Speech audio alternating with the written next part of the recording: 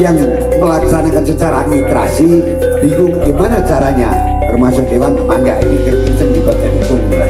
Sekarang ngejar karena di sana persis yang disampaikan Pak Ketua tadi, kalau bisa ada tentang aparatur di sana diserahkan penuh.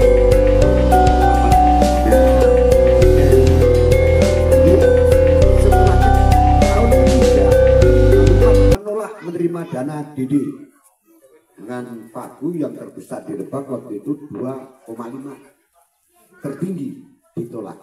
Sekarang pusing Pak, hari tahun ini ngejar-ngejar minta duit. Sudah muncul lagi Pak Wakil. Sin pribadi selaku Kepala Desa Citorek Kidul sangat mendukung, terutama tadi saya dengar di bidang kerjasama di bidang keamanan di bidang pertanian, karena khususnya kami para kepala desa sewengkon Citorek yang paling disudutkan itu di bidang pertanian, kayak keamanan hama khususnya. Kalau masalah kepentingan dan kebiasaan adat kami sudah biasa kami lakukan dan kami sudah manggut, itu tidak ada permasalahan. Yang kami sangat berharap itu sebetulnya di kerjasama di bidang masalah pertanian, karena kami sering dipojokkan sama masyarakat. Kiranya dari saya cukup sekian, saya tutup. Wabillahi taufiq wal hidayah. Wassalamualaikum warahmatullahi wabarakatuh. Alhamdulillahirabbil wassalatu wassalamu ala asyrofil anbiya'i wal mursalin wa habibina Muhammad wa ala alihi washabihi ajmain. Amma ba'du. Yang terhormat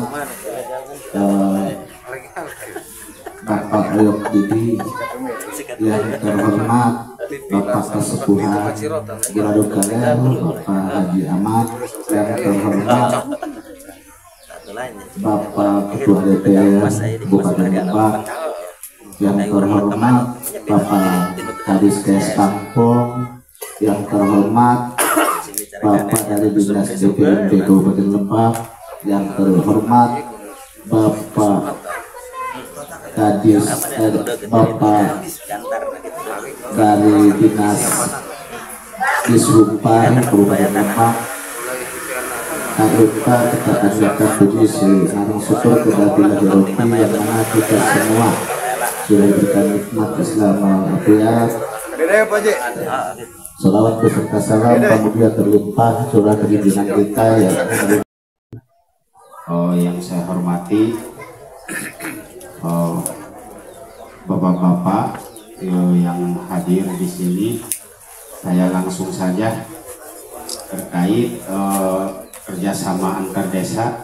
Saya sangat mendukung dan siap apa yang diarahkan oleh instansi kami di Desa Citorek Sabrang, khususnya siap untuk bisa apa yang harus kami kerjakan. Kami sangat mendukung sekali. Mungkin saya tidak berpanjang lebar karena ini waktu ya. Sekian dan terima kasih. Assalamualaikum warahmatullahi wabarakatuh.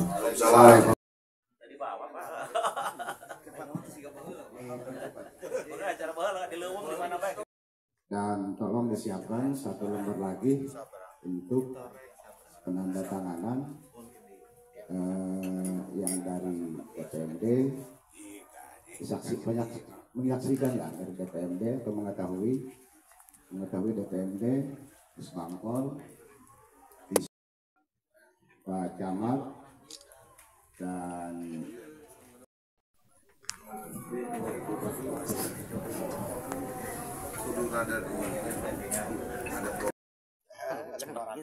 rangkaian ya sini nih sebentar.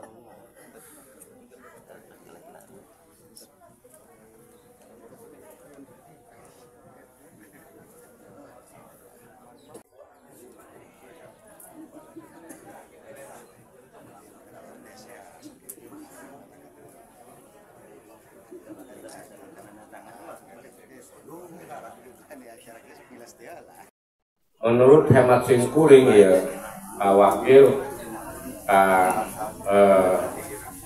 Pak Haji Gun, agar ada posisi tawar untuk proses lebih lanjut, lamun cik abdi mah iya memang kudu geura dibungkus ku desa adat gitu. Karena hari ini yang terjadi kita berbicara soal misalnya atas nama Ketua Majelis Permusyawaratan Masyarakat Kesepuan sebagai anggota DPR kebetulan memang MPK ini atau Majelis Permusyawaratan Masyarakat Kesepuan ini itu amanat Perda nomor 8 tahun 2015 ya. Nah, kalau pertanyaannya itu seputar proses perjuangan ya, akhirnya Perda ya, itu provinsi. Masyarakat adat ini kan kalau selalu bicara histori ya, itu kan hidup harmonis jauh sebelum Indonesia merdeka. Oke. Nah, de facto-nya sudah hidup, kemudian beranak pinang, kemudian harmonis, ya kan, kemudian apa namanya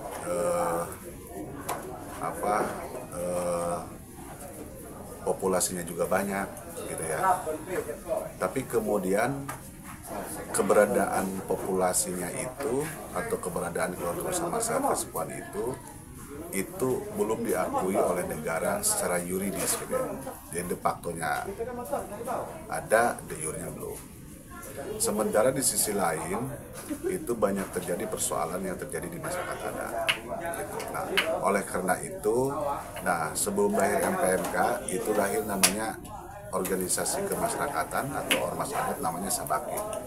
Nah, Kesatuan Adat Banten Kidul itu kemudian menggagas ya, sebelum tahun 2015 atau lahirnya Perda Adat itu berjuang selama 12 tahun gitu. Nah,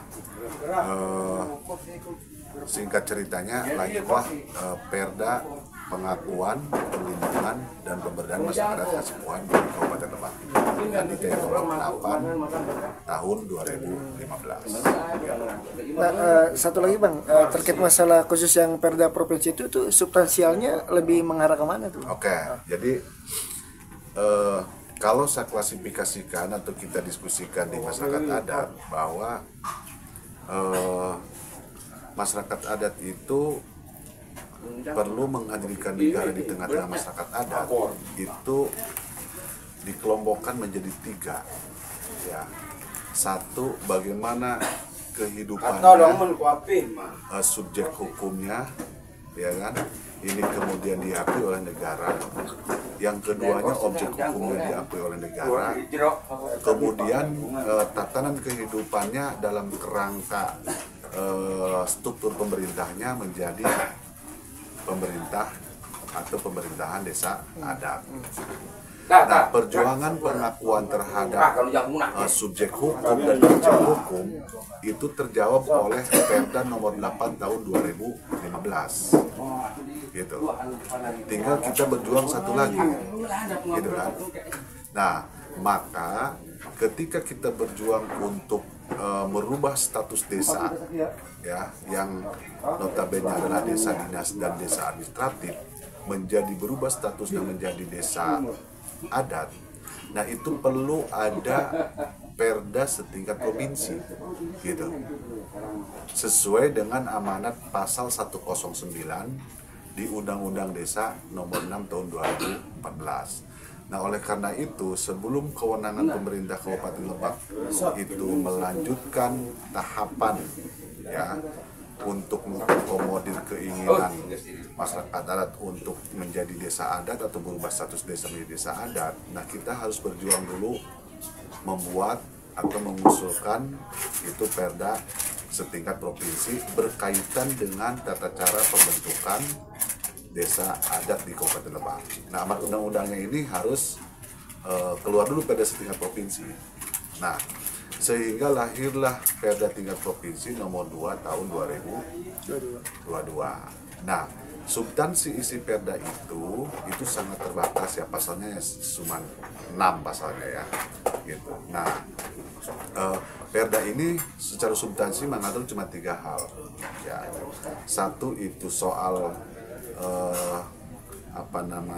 mengatur masa jabatan kepala desa adat. Kemudian yang kedua adalah pengisian jabatan ya. jabatan kepala desa adat, tata cara pengisian jabatan. Yang ketiga adalah berbicara struktur, gitu ya, pemerintahan desa adat. Nah, di sisi lain kita tahapan di masyarakat adat sesuai dengan Permendagri nomor 1 tahun 2015 tentang tata cara perubahan status desa menjadi desa adat, gitu ya. Nah, kita sudah berproses. Jadi mulai dari kita musyawarah di desa atau musdes, ya, kemudian membuat berita acara dan mengusulkan ke tingkat kabupaten. Sudah lebih dari 20 desa di Kabupaten Lebak yang kita sudah usulkan di kabupaten. Nah, karena ada usulan dari tingkat desa untuk adanya penataan desa secara detail, eksplisit, konkretnya apa namanya perubahan status, ya, sehingga pemerintah Kabupaten Lebak sesuai amanat Permendagri nomor 1 tahun 2015 itu kemudian membentuk tim verifikasi penataan desa yang diasakan oleh Bupati. Nah, sampai hari ini tim sudah bekerja, ya kan, sudah melakukan tahapan verifikasi, tapi hasilnya memang belum disampaikan kepada Bupati, gitu ya, yang nanti akan dilanjutkan kepada DPR. Gitu. Jadi ada 2 langkah lagi, satu adalah SK Bupati mengenai penetapan desa-desa yang mengusulkan ingin ada perubahan status, gitu ya, hasil laporan tim verifikasi. Yang kemudian yang kedua adalah Bupati setelah bersurat ke DPR, kita membentuk rancangan perda penetapan perubahan status desa. Nah, baru sampai yang tertunda itu PR-nya 2 hal lagi, menunggu surat keputusan Bupati hasil verifikasi. Yang kedua adalah tindak lanjut untuk membuat rancangan peraturan desa penetapan status desa menjadi desa adat. Sejauh ini Bang, terakhir dari legislatif sendiri terkait masalah perda adat ini bagaimana Bang? Mendukung semua atau bagaimana? Perda adat yang sudah apa yang belum? Yang akan dibuat untuk penataan desa adat. Oh iya, oke. DPR sesuai dengan kewenangannya, yaitu fungsi legislasi, ya, atau pembentukan perundang-undangan tingkat daerah. Selama ini kita lihat memang dengan bukti adanya dukungan dari Perda nomor 8 tahun 2015 tentang adat, ya, ke depan juga saya optimis teman-teman DPR juga sangat mendukung. Tapi memang ada dinamika, ya, karena yang namanya pembentukan Perda itu sangat politis. Tapi saya yakini bahwa teman-teman di DPR pasti mendukung. Clear, ya? Warahmatullahi wabarakatuh. Nama saya Haji Karjaya, Kepala Desa Citorek Barat. Alhamdulillah pada saat ini, hari ini kita sudah merayakan Seren Tahun yang ada di Wewengkon Citorek. Ya. Kalau kegiatan ini Pak, dari tadi hasil musyawarah bersama itu seperti apa Pak pandangannya Pak? Ini sangat antusias sekali, ya. Kalau memang sampai terjadi desa adat, maka Citorek ini akan menjadi desa yang berdaulat, katakanlah seperti itu. Artinya bisa mengembangkan keuangan secara adat istiadat. Sesuai dengan kebutuhannya juga mungkin Pak, ya? Ya, jadi nanti tidak lagi diatur dari atas, ya, nanti bisa mengatur sendiri gitu di sini. Sesuai dengan kebutuhan adat, ya Pak, ya? Sesuai dengan kebutuhan adat. Jadi artinya para kepala desa di masyarakat adat Citorek ini sangat mendukung Pak, ya? Wah, sangat mendukung sekali. Ya. Di Citorek ada berapa desa Pak? 5 ya? Di Citorek ini ada 5 desa. Dan semuanya mendukung, ya? Ya, yang semuanya sangat mendukung dan hadir semuanya. Ya.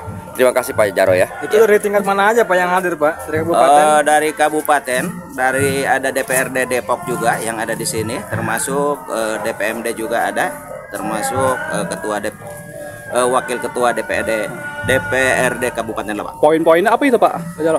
Poin-poinnya yang pertama adalah bagaimana agar agar desa adat ini cepat direalisasikan, ya. Yang kedua mungkin termasuk tentang perekonomian dan pertanian di Citorek juga, itu bagian dari desa adat. Untuk harapannya? Harapannya Citorek adat ini segera disahkan. Misalkan, ya. Iya. Itu terkait ketapang juga Pak, ya? Bisa. Nanti bisa dari ketapang juga bisa teralokasikan ke adat juga bisa nanti. Bukan hanya di ketahanan pangan, tapi bisa untuk ketahanan adat juga loh.